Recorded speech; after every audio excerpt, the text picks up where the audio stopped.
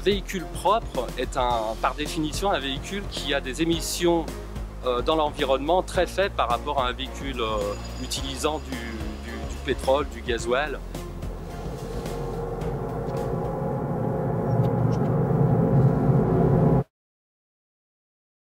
Nous sommes garants de la mise en œuvre des décisions stratégiques de l'entreprise, notamment le taux de véhicules propres au sein de notre flotte, également garant de la performance économique et garant du respect de la réglementation.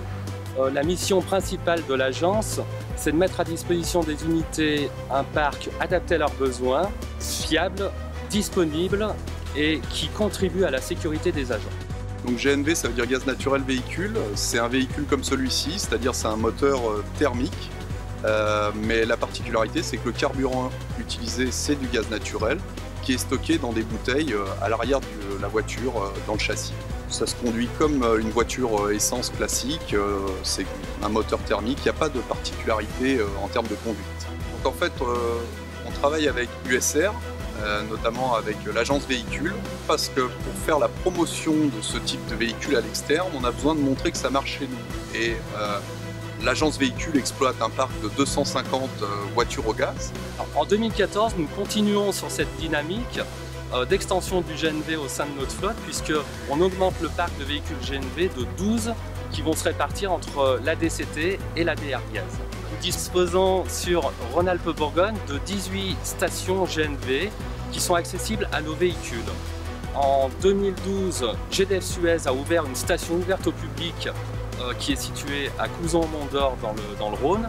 Et en 2014, il est prévu l'ajout d'une autre station à Villeurbanne.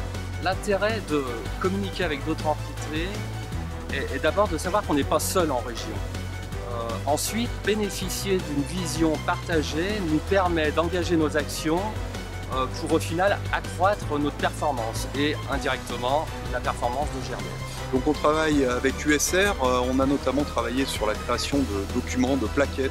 En fait, donc on est rentré en contact avec Daniel Caparros qui avait déjà travaillé sur une fiche pour mettre dans les véhicules GNV. Je l'ai mise en forme avec l'aide notamment de Sophie Gillot.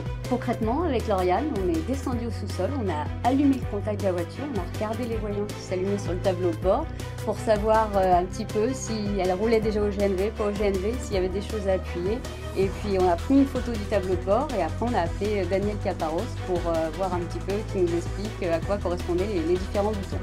La première fiche, c'est une fiche de prise en main véhicule GNV, donc ici c'est pour le modèle Fiat Punto, avec au recto des éléments sur comment passer du gaz à l'essence par exemple, et notamment au verso, donc des éléments sur la sécurité. Et ensuite la deuxième fiche, donc c'est une carte des stations disponible en Rhône-Alpes, auxquelles les utilisateurs GNV peuvent venir s'alimenter.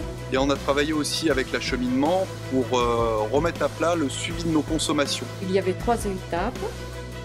D'abord une recherche des points de comptage, c'est-à-dire des références de chaque station de véhicule. Et ensuite, la deuxième, c'était que chaque contrat dépendait d'un fournisseur de gaz naturel, et que chaque contrat était relié à une facturation mensuelle. Donc les avantages, c'est essentiellement des avantages environnementaux. Un véhicule comme celui-ci, c'est un véhicule qui émet 20 à 25% de CO2 en moins qu'un véhicule essence. C'est aussi un véhicule qui émet 90% de particules en moins et 80% d'oxyde d'azote en moins. Donc du coup, en termes de pollution atmosphérique, c'est un véhicule très intéressant. Le gaz naturel carburant, c'est un carburant qui est à peu près 50% moins cher que l'essence et 30% moins cher que le diesel. Et si on va plus loin, c'est si on l'utilise avec du biométhane carburant cette fois-ci, c'est-à-dire avec du gaz produit par fermentation des déchets, et bien du coup ça devient un véhicule qui émet quasiment plus de CO2.